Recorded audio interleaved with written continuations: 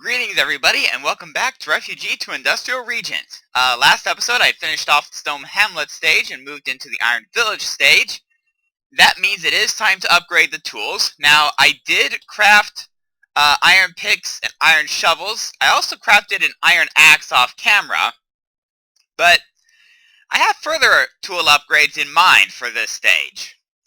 And I'm going to begin in my workshop here. I'm going to go ahead and put the sand, the gravel, and the clay up here to get this grout. I can throw the grout into the furnace.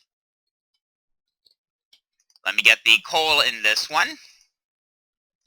And it will give me these seared bricks. Now, to avoid wasting time, I went ahead and crafted some seared bricks off camera, so I could start this process. I just realized I need one more glass to finish this off. So let me grab that real quick. Now, there are a few basic components to the Tinker's Construct smeltery, which is what I made these seared bricks for. We're going to start with its controller, the smeltery controller. That is 8 seared bricks in a ring. Incidentally, that also gave me the Mighty Smelting book because I didn't have that before. Now I'm going to put another 8 in a ring, but this time I'm going to put a piece of glass in the middle. And that's going to make the seared tank. This is going to hold the lava that will fuel the smeltery. Alright, number 3, and I'm going to go ahead and craft 4 of these, is the smeltery drain. And once we've smelted the material, the smeltery drain is half of what will let us get it out. The other half is the seared faucet. Now, the next step is to craft things for the seared faucet to drain the liquid into. And there are 2 candidates. There is the casting basin, which I will craft 2 of, and the casting table, which I will cast another 2 of. And finally,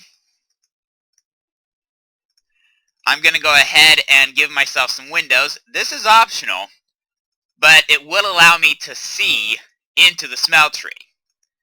And finally, I'll go ahead and craft some seared bricks and make my way over to what will become the new storage/workshop district over the next couple of episodes, if I can get a sprint going. In case you're wondering, off camera, I think it was after the last episode, I went ahead and dug this out and made a road here from the dock, which will be rebuilt probably next episode in a time lapse. But at any rate, we start with the base of seared bricks. I will then go ahead and lay down the smeltery controller. Now, access route is going to be from 2 sides, from the street here and from the future workshop here. So I'll go ahead and put this here to be accessible to both. I actually want the seared tank a little bit out of the way, say there.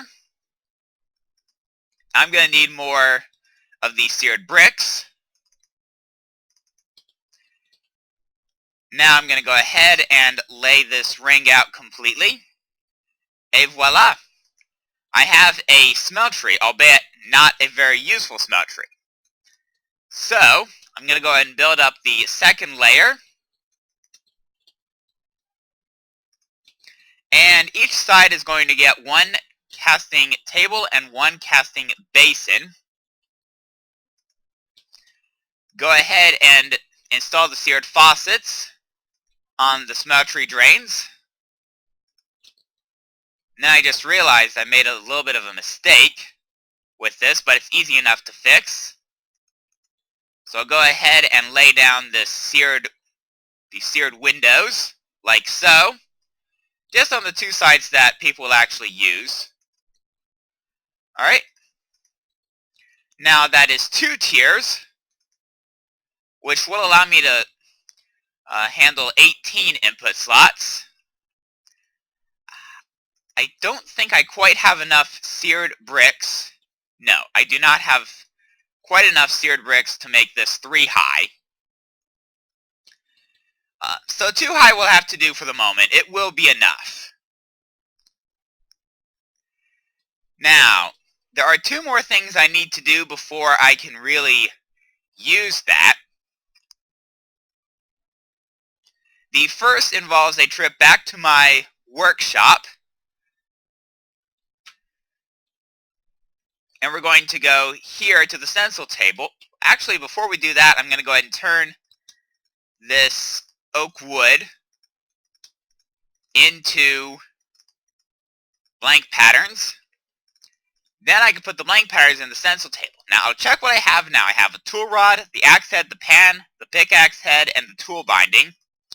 What I want is something a bit bigger than that. So we're going to start with the tough rod, then the tough binding, the large plate. I'll go with the broad axe. I'll skip the scythe for the moment. Take the excavator head and the hammer head. Yeah. And I'll go with that for now. Leave the remaining 2 blank patterns in the stencil table. Now I'm going to go into the part builder. And I'm just going to go ahead and split the cobblestone in half.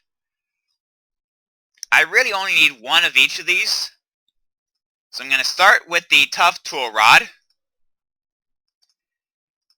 Proceed to the binding and the large plate. Take the hammer and excavator heads. And finally, the broad axe head. And I'm left with 26 cobblestone, and that's fine for now. The other thing I need to do, and I think just to ensure that I don't have a problem with this, considering the distance involved at the moment, I want to go ahead and grab a second bucket. Now I'm also going to go ahead and craft a chest here real quick. Just a plain regular vanilla chest.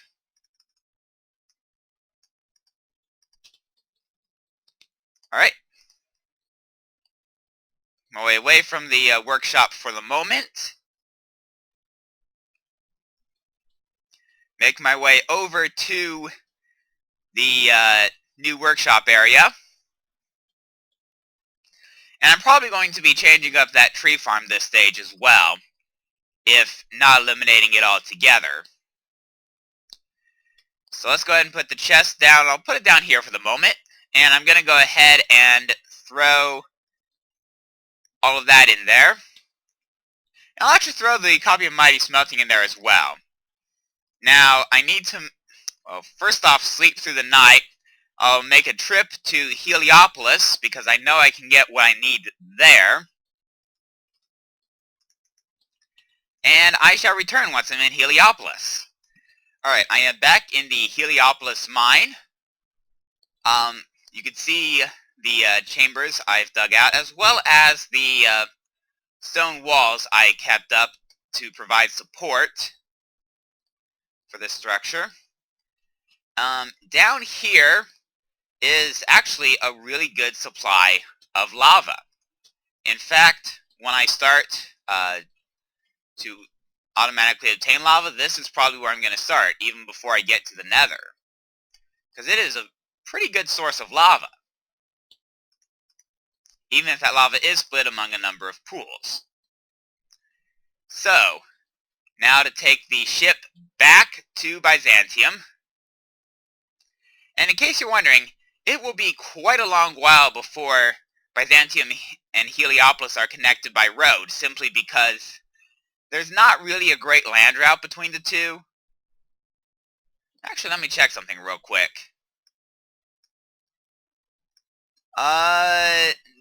Oh right, there is not a way through there. It looks like there should be, but it's not. There isn't, so have to take the long way round. I suspect that's going to be a project for a later episode, to dig a canal through there, to make it easier to sail to Byzantium. Well, between Byzantium and Heliopolis. I've also got some wilds to tame, but that's part of what I'm setting up this episode. Along the seawall that I've built off camera, I forget when exactly, but it was some point in the last stage. Also cut through some vines there. Yeah, see, that's the land that's preventing me from sailing through there. And actually, that's probably the narrowest part there, so that's where the canal's going to go.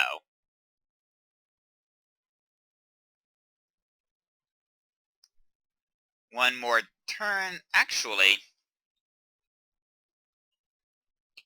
yeah, how about that, to load up some of the chunks that weren't loading up so well. Alright. And we're on the home stretch here. You can see the side of my redeveloped palace. And the dock I built last stage. It will be rebuilt before too much longer. Probably within an episode or two. And more likely than not in a time lapse. Whoa, whoa, whoa, whoa, whoa, whoa. Okay, hold on a minute. That got a little bit weird. Alright. Well, there we go. Now I've sailed in. And I have the lava to fill this up. Now I'm going to make one more run back to my workshop here.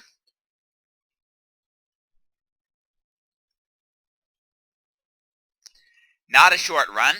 I do apologize for that, but given how spread out everything is at the moment, it's kind of unavoidable. Alright. So now let me think. I believe I want 3 aluminum, which I can get from this bauxite ore, and 1 copper, and I'm about to find out if I can make 6 casts out of that. And then, just to make things more interesting, I'm going to go ahead and grab myself 36 tin and 72 copper. Wait. No, wait, it's 3 to 1. Isn't it? Let me check that real quick. Bronze. Yeah, it's 3 to 1. So I actually need 108. So, yeah, there we go. 64 and 44. And then just all the iron I have on me will work. Alright, and while I'm here, I might as well pick up the rest of the seared bricks. This will make things a little bit easier because it will allow me to expand my smeltery a bit further. Also, go ahead and grab my mine scaffolding. Make my way back over to my new smeltery.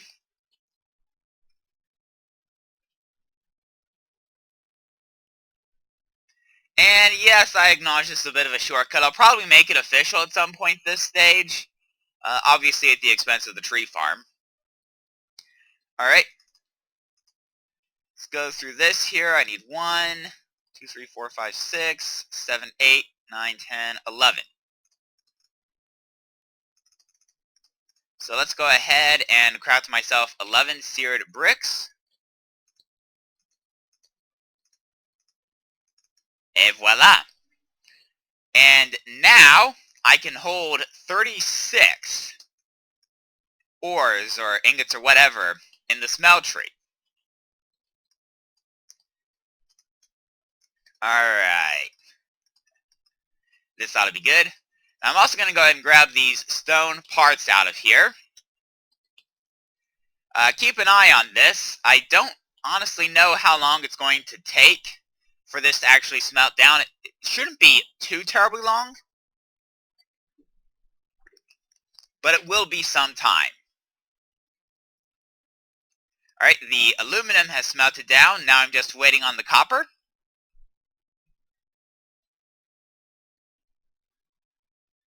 Come on, copper, finish smelting.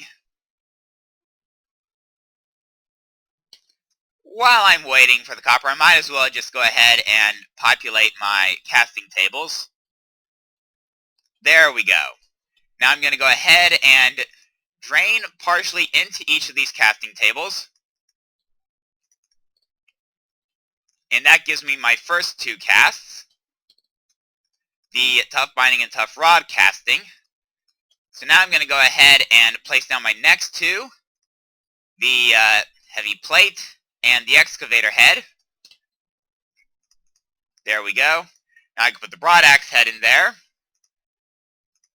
And the hammer head in there.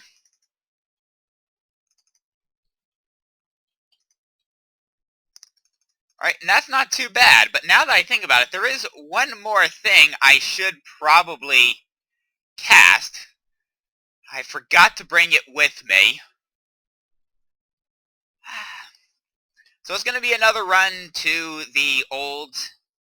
I'm already calling it the old storehouse because I've already made the decision to move it. And that relocation will probably be done in a time lapse, either this episode or next. Grab an iron ingot. And make my way back to the smeltery, taking advantage of the shortcut between the tree farm and the water. Run the rest of the way over here. And I can empty that out, and that will give me an ingot cast, which I can now put in there, drain the rest of the aluminum brass into the ingot cast, et voila! Now, the other thing I can do with the smeltery, aside from casting into a casting table, I can also cast into a casting basin. And I went ahead and put some iron into the smeltery so that I can show you how draining into the casting basin will work. Hopefully it doesn't take too long. It's about halfway at this point. Yeah. Why don't I do a couple of laps around the smeltery, just so I'm not staring at a pot. They do say a wash pot never boils. I don't believe it myself, but hey, you know, maybe doing some laps around this would be more interesting than just staring at a random smeltery. Also, that's a nice road there. It's a bit narrow. I'll probably, well, I might widen it a little bit, though it will leave the buildings with no setback. Not too worried about that. And it's smelted. So now I can drain into my two casting basins. It does take a little bit of time for it to drain into the casting basin. And once it's drained out, it takes a few seconds to set. And it will set into a block. In this case, an iron block, since I put iron into the smeltery. So I'm going to go ahead and finish draining out the iron. I'm also going to go ahead and throw in the copper and the tin so that I can start making some bronze. I will return once I have some bronze. Alright, well, I've got quite a bit of bronze in my smeltery. 216 ingots should be enough. And I just realized there's one thing I forgot to grab back at my storehouse that I'm going to need before I can actually do anything with that massive amount of bronze. I mean, I could drain it all out into one of these smeltery basins, but that's not really what I want. What I want is to grab some seared bricks, hold on to the rest of what I've got in my inventory, and I'll explain why I've got each of these components in my inventory shortly. make my way back over to my now partially under construction workshop. As you can see, I've moved the Tinker's Construct tables over here. I've brought my crafting table, which I'm going to go ahead and turn into a Tinker's Construct crafting station. And I'll go ahead and put it here for the moment. I've got this tool station, but there is an upgrade I can make with it. I just need 4 blocks of iron, 3 seared bricks across the top, and that's going to give me the tool forge. Now, the big advantage of the tool forge over the tool station is that it allows me to make more advanced tools, like the hammer and whatnot. Speaking of which, I am going to check what I need. I've got 3 tools in particular that I want to make: the hammer, the lumber axe, and the excavator. The hammer requires 2 plates, a rod, and a hammerhead. The lumber axe requires a plate, a binding, a rod, and a hammerhead. And the excavator is the same, except with the excavator head replacing the lumber axe head. So I need total 4 plates, 3 rods, 2 bindings, and 1 each of the heads. So let's start off by crafting the tool rods. Remember, I need 3 of those. And I can drain this liquid into here. Right. Remember, I need 3 rods. I only need 2 of the bindings and 4 plates. So that's the 3rd rod. So now what I can do is put my heads here. And remember, I need 1 of each. So that's the 1st plate. And remember, the plates and the heads are a bit more expensive. The tough rod and tough binding requires 3 metal each. The large plate in each of the heads requires 8 metal. Alright, but that's the excavator head. So let's go ahead and put the excavator pattern up. Grab my 2nd bronze plate and start draining out for my 3rd. There is my broad axe. So let's go ahead and put the hammer pattern down. Put the broadhead axe cast up. That's 3 of the plates. That's the hammerhead.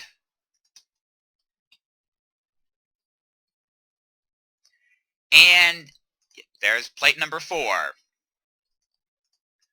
And like I said, I smelted quite a bit more bronze than I actually needed. How much do I have left? 145. Right, now, if I've done my math correctly, I should be able to get my ingot cast, output 1 ingot, and the rest will go into the casting basin.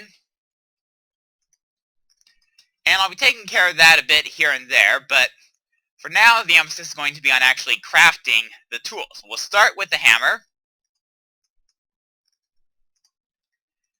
Alright, and there is our hammer with reinforced 1, presumably because of the bronze.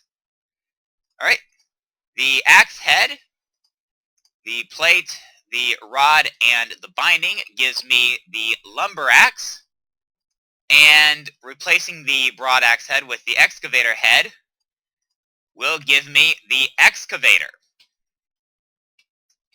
So now I've got the next tier of tools. I'm going to go ahead and make a couple of upgrades.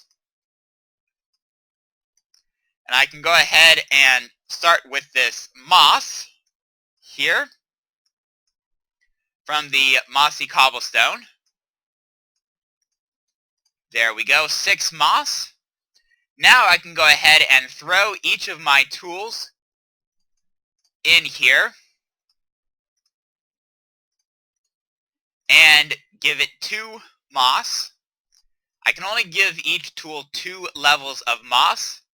Wait, I guess I can give these tools a 3rd level of moss, but I only have enough moss for 2, but that's fine. Alright, and I'm also going to go ahead and craft up these lapis lazuli blocks. I do consider these lapis lazuli blocks to be legal because I'm using them for Tinker's Construct upgrades. And we're going to put some lapis on here, and that's going to give me luck. That is to say, this is equivalent effectively to the fortune enchantment.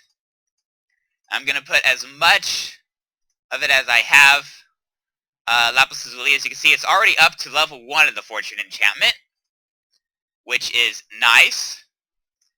So now what I'm going to do is I'm going to put each of these tools on my hotbar and give you a little, well, first off, grab the bronze and start draining out the next set of bronze. I'm going to show you what each of these tools does. I'm going to start with the lumber axe since I've got a tree right here. And as you can see, just cutting down the base, I get the entire tree cut down. It's a separate mod that makes the canopy disappear really quickly, which in conjunction with the lumber axe is going to be really useful. And in case you're wondering, the auto repair is going to repair this over time, so that this will more or less last forever. This will be very useful for cleaning this up. Now, the next tool here is the excavator, and it will basically dig up a 3x3 plot of dirt. Very useful for terraforming. And the hammer will dig up stone. And yes, I do have a bit of a tunnel underneath here.